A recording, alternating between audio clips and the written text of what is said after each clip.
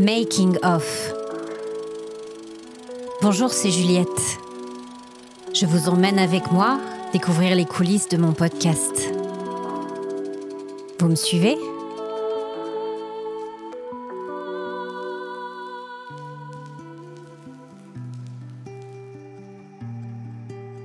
On se retrouve aujourd'hui pour le traditionnel making-of de l'épisode 11, Home Sweet Home.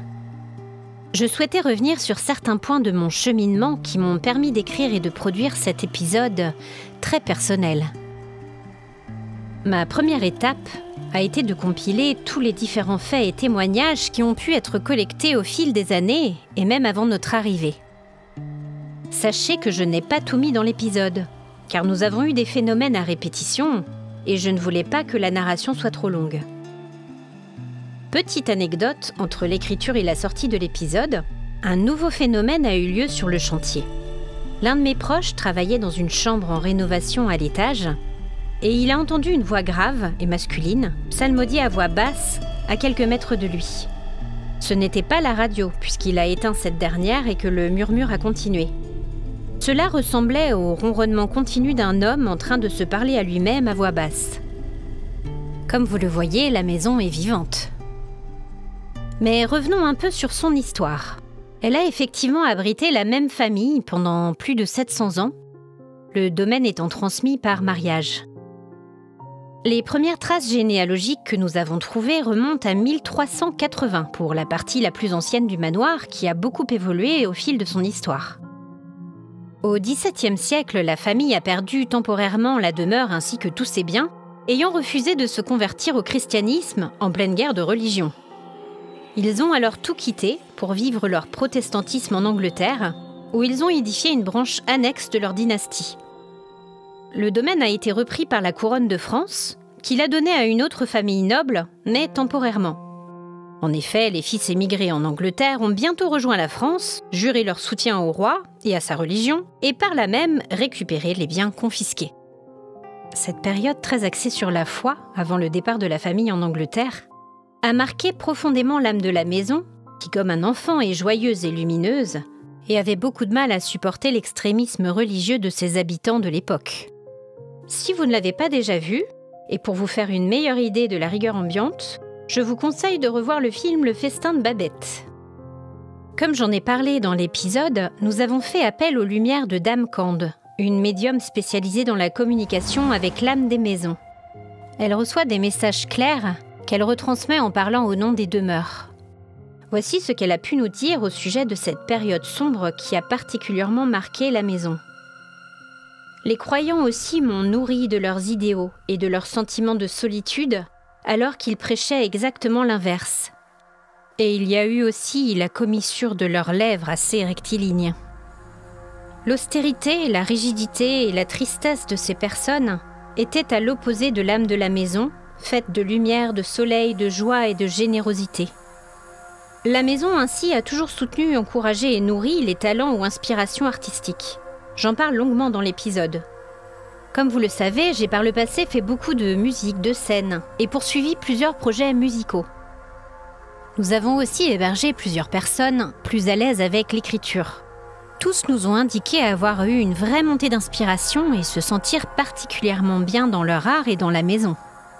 C'est pourquoi il me semblait important de marquer l'épisode d'une collaboration musicale pour mieux servir l'ambiance et l'âme du manoir. J'ai donc travaillé avec le musicien Mentencel. Nous nous sommes rencontrés sur Instagram. Mentencel a créé tout un univers onirique et ésotérique autour d'un projet audio purement musical, The Lighthouse, le phare en français.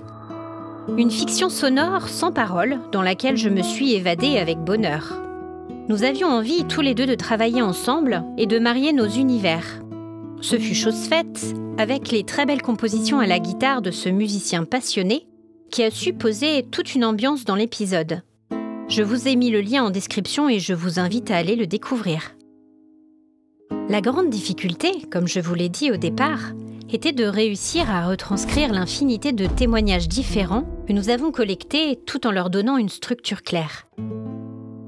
J'ai donc abordé l'épisode différemment des précédents, un peu dans un esprit documentaire, ou comme ces émissions de témoignages sur des maisons hantées que l'on peut voir en vidéo. Il me fallait aussi des comédiens prêts à relever le défi pour incarner mes proches et les différents interlocuteurs qui, au fil des ans, ont été témoins de phénomènes. Cela étant un épisode particulièrement personnel, j'ai fait appel à des acteurs et actrices qui sont devenus des amis au fil des différents épisodes que j'ai pu sortir précédemment. Je pense en particulier à Alain Chaillot, Rodolphe Campeggia, Delphine Lidov, Johan Artois, Margot Rinaldi et Nicolas de Concha. Je n'ai malheureusement pas pu mettre tous les amis car je n'avais pas assez de rôles à pourvoir, mais je suis heureuse de ma sélection. Enfin, il me fallait trouver quelqu'un de spécial pour incarner le rôle de ma mère. Comme vous l'avez compris, ma maman était un personnage fort, haut en couleur et à la personnalité et imaginaire bien trempée. J'avais depuis longtemps envie de travailler avec l'actrice Lydia Mirjanian, que je suis depuis un moment. J'ai eu comme une évidence. Sa voix et sa personnalité étaient exactement ce que je recherchais pour incarner ce rôle difficile. Voilà, vous savez tout sur le choix des comédiens et comédiennes qui ont incarné les différents personnages de l'épisode. Pour terminer, je voulais revenir sur le choix de la chanson de fin.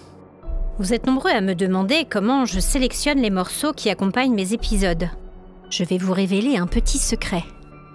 Mon concept étant de donner un éclairage à l'histoire par le biais de la musique, dès que j'ai écrit le récit, le choix de la chanson me vient ensuite presque automatiquement. Mais pour cette fois, pour vous dire la vérité, j'ai longuement hésité entre plusieurs chansons. The Things We Lost de Bastille, que j'ai chanté, était mon premier choix quand j'avais écrit l'épisode à l'origine. Mais j'avais eu des doutes sur la chanson. J'ai à un moment vacillé et failli choisir une chanson du film Cléo de 5 à 7, chantée par Corinne Marchand dans les années 60 et composée par Michel Legrand, Sans toi. La chanson avait malheureusement un ton un peu trop funéraire à mon goût, et je suis donc restée sur mon premier choix. La chanson de Bastille parle des souvenirs, des choses que l'on a perdues au fil des années ou brûlées à l'autel de notre ambition ou éducation. En tout cas, c'est comme cela que je l'entends. Et c'est la raison pour laquelle j'ai choisi cette chanson en écho à notre vie à tous, qui avance parfois trop rapidement et pas dans le sens que l'on avait imaginé au départ. Pour autant, malgré les pertes et les deuils, on reste riche de nos souvenirs et des expériences vécues. Je vous embrasse.